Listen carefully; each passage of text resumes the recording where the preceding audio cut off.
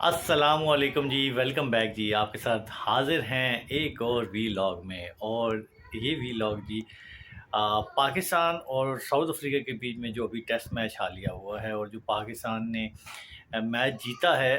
Obviously کچھ دن پہلے میں جو ڈے ون پہ آپ سے ڈسکشن کر رہا تھا، اس میں کچھ چیزیں شیئر کی میں نے آپ سے کہ وکٹ جو بنا ہوا تھا ڈرائی اور کریکس اس میں تھے، پہلے دن ہی بتا دیا گیا تھا، تو وہ آبویسلی ٹاس بڑا امپورٹنٹ تھا۔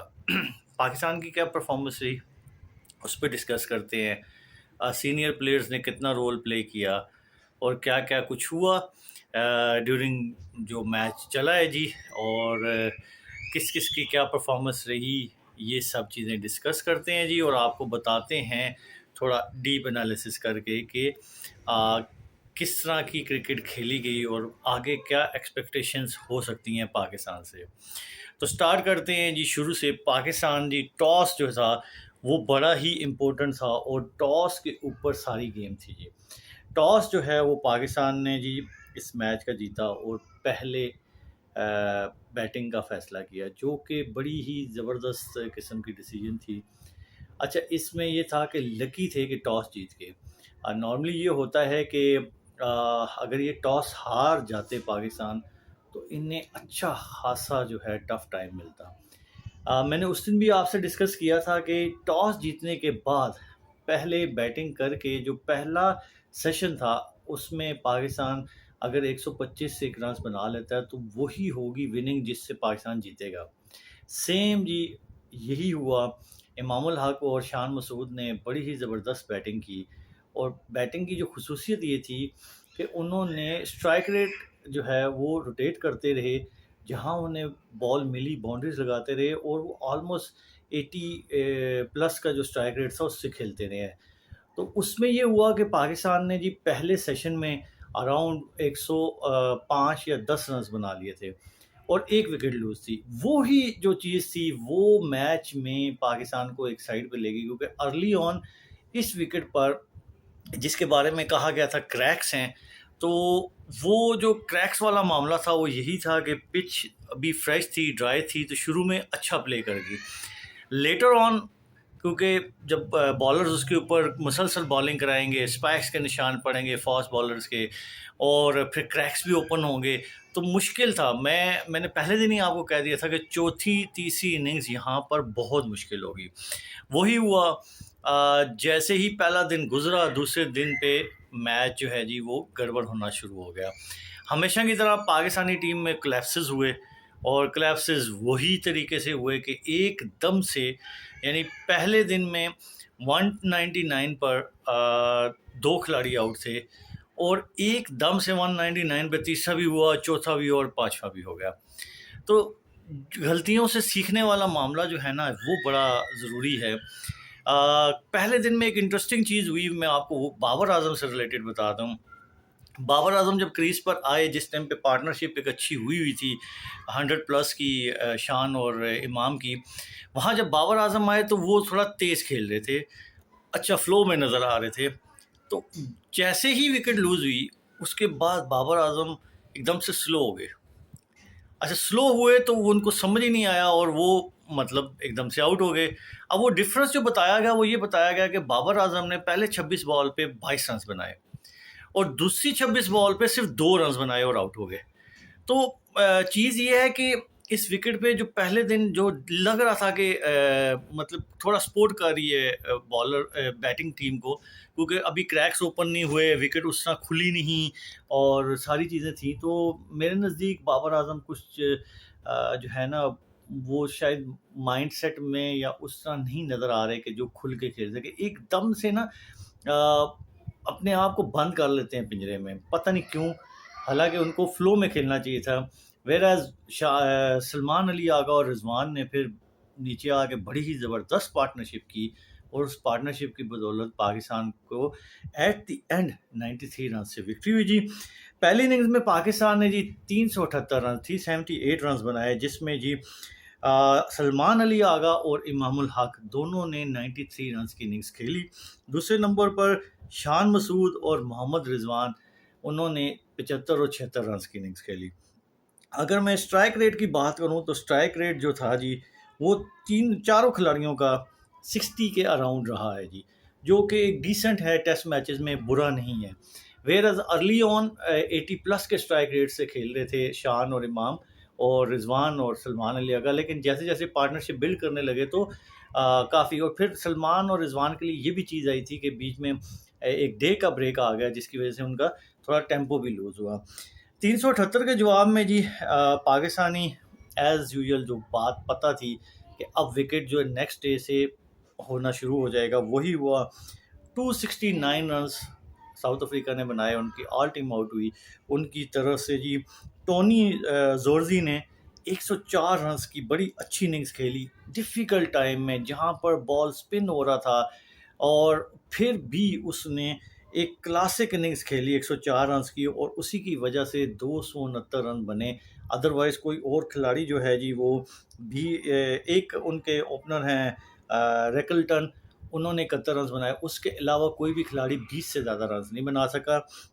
جب پاکستان کی بیٹنگ آئی جی، پاکستان کی طرف سے جو تھا وہ نعمان علی نے 6 وکٹیں لیں، ساجد خان نے 3 وکٹیں لیں، اور سلمان آغا نے، یعنی سپن ڈومینیشن میں رہا. جب پاکستان کی بیٹنگ آئی جی تیسری اننگز میں، اب یہاں پر انٹرسٹنگ چیز ہوئی جو ڈیبیٹیبل ہے، جس کے اوپر ایک کنسرن ہے، ہمیشہ رہی ہے. پیچھے آپ ویسٹ انڈیز سے بھی جو ٹیسٹ میچ ہارے تھے اس میں بھی یہ کنسرن تھی. ابھی اگر آپ نیکسٹ میچ میں ٹاس ہار جاتے ہیں اور آپ کے کو پہلے بالنگ کرنی پڑ جاتی ہے، تو آپ یاد رکھیں کہ ساؤتھ افریقہ کے پاس بھی سپنرز اچھے ہیں، آپ کے لیے پرابلم آئے گی، اور پرابلم ایسی ویسی نہیں ہے، 100% پرابلم آئے گی، کیونکہ آپ جو سیکنڈ اننگز ہے اس میں آپ 167 پر آؤٹ ہو گئے ہیں. تو جی جو ایکسپیکٹڈ چیز اور جس کے بارے میں کنسرن تھا بہت زیادہ، کہ جب بال ٹرن ہونا شروع ہوگا، پچ بیہیو ڈیفرنٹ کرے گی، اسپنرز کو سپورٹ کرے گی، وہاں پر پاکستانی ٹیم ایز یوزول نہیں کھیل سکتی. اور وہی ہوا کہ جی پاکستان ٹیم کے جو اوپنر تھے وہ شروع میں ہی 33 پہ 2 کھلاڑی آؤٹ ہو گئے. اس کے بعد بابر اور جو ہمارے عبداللہ شفیق ہیں ان کے بیچ میں پارٹنرشپ ہوئی، اور وہ پارٹنرشپ جو ہے وہ کچھ زیادہ دیر ٹک نہیں سکی. وہ پارٹنرشپ جو ہوئی ہے جی وہ آپ کی تقریباً 30 رنز کی ہوئی. اس کے بعد 64 رنز پر عبداللہ شفیق کیجول شاٹ کھیلتے ہوئے آؤٹ ہو گئے. سملرلی بابر اعظم جو ہے وہ 119 رنز پر چوتھا کھلاڑی آؤٹ ہوا. بابر اعظم دونوں نے 42 اور 41 رنز کی اننگز کھیلی، لیکن پاکستان کے لیے جو لمبی پارٹنرشپ تھی اس کے لیے کوئی بھی ریڈی نہیں تھا. اور یہی ہوا کہ پاکستان 167 رنز پہ 167 پہ آل آؤٹ ہو گیا. چاروں اننگز اگر دیکھی جائیں تو چاروں اننگز کا سب سے لو اسکور پاکستان کا یہ سیکنڈ اننگز کا ہے. یہاں سے پتہ چلتا ہے کہ آپ کی تیاری کتنی ہے. آپ ہوسٹ ہیں، وکٹ آپ نے اپنی مرضی کی بنائی ہے، لیکن آپ کا مائنڈ سیٹ نہیں ہے. اگر پہلی اننگز میں آپ کو کشن مل گیا، وہاں پر بال اتنا ٹرن نہیں ہو رہا تھا، وہاں پر چیزیں اس طرح نہیں تھیں پہلی اننگز میں، تو وہاں آپ کو ایج مل گیا. ہر میچ میں آپ ٹاس نہیں جیتیں گے، اور یہاں پر خاص کر کے جو سینئر پلیئر ہیں انہیں سیکنڈ اننگز میں اپنے آپ کو شو اپ کرنا پڑے گا، انہیں بہتر پرفارمنس دینی پڑے گی. اب اگر دیکھا جائے اس ریٹرن جی ساؤتھ افریقہ نے 183 رنز بنائے. اب چوتھی اننگز میں آپ یہ دیکھیں 3 اننگز اور آلریڈی جو ہے وہ کافی بالرز اس کے اوپر بھاگ دوڑ کے آ رہے.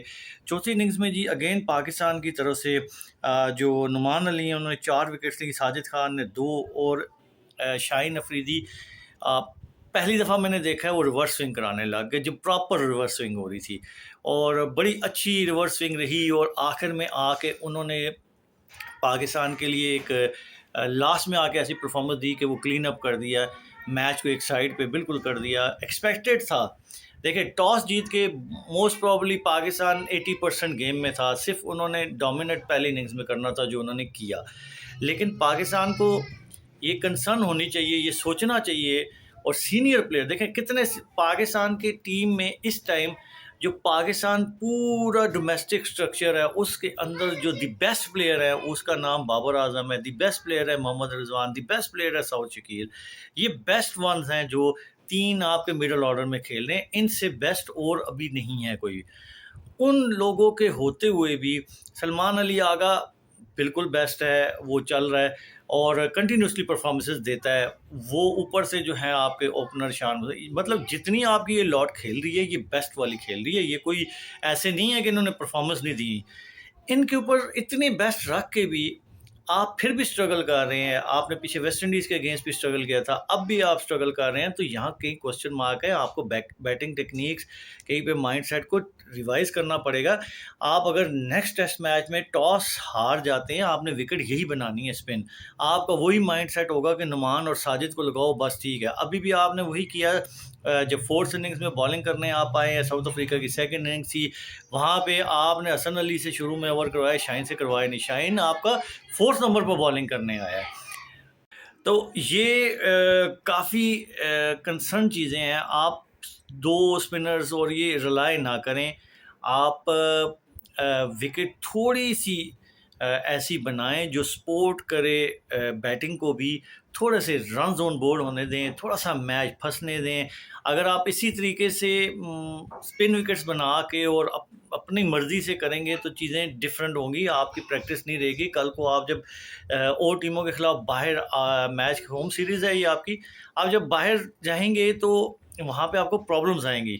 تو آپ لوگوں نے مکس اپ کر کے چیزیں کرنی ہیں، اور خاص کر کے اگر ان ڈیفیکلٹ کنڈیشن میں سعود یا رضوان یا بابر اپنی پرفارمنس کو اور نکھار کے لائیں اور پاکستان کے لیے سیکنڈ اننگز میں کچھ کرنا شروع کر دیں، تو پاکستان یہاں بھی سیریز جیتے گا اور ہمیشہ سیریز جیتے گا۔ اس سے بہتر جو آپ کا مڈل آرڈر ہے یہ نہیں ہو سکتا۔ آپ نے کچھ ظلم کیے ہیں کچھ کھلاڑیوں کے ساتھ، وہ بھول جائیں۔ فی الحال آپ کی جو ٹیم کھیلی ہے یہ دی بیسٹ کھیلی ہے، اس سے بیسٹ ٹیم نہیں ہو سکتی۔ عبداللہ شفیق اچھا پلے رہا ہے، پرفارم نہیں کر رہا، آپ اس کو ہٹا کے کسی اور کو لا سکتے ہیں۔ آپ شان مسعود اور امام سے اوپننگ کروا سکتے ہیں، آپ کامران غلام کو لا کے بیچ میں کھلا سکتے ہیں، آپ مزید اسٹرانگ کر سکتے ہیں ٹیم۔ تو یہ ہے جی اوورآل جو میں سمجھا، جو میں نے جو کرکٹ دیکھی اس کے اندر جو چیزیں مجھے نظر آئیں، میں نے کہا آپ سے شیئر کرتے ہیں جی۔ نیکسٹ ویلاگ میں آتے ہیں، اگلے میچ میں پاکستانی ٹیم کیا ہوتی ہے، کس طرح سلیکٹ ہوتی ہے، آپ کو وہ بتائیں گے۔ نیکسٹ ویلاگ تک دی اجازت چاہتا ہوں، اللہ حافظ۔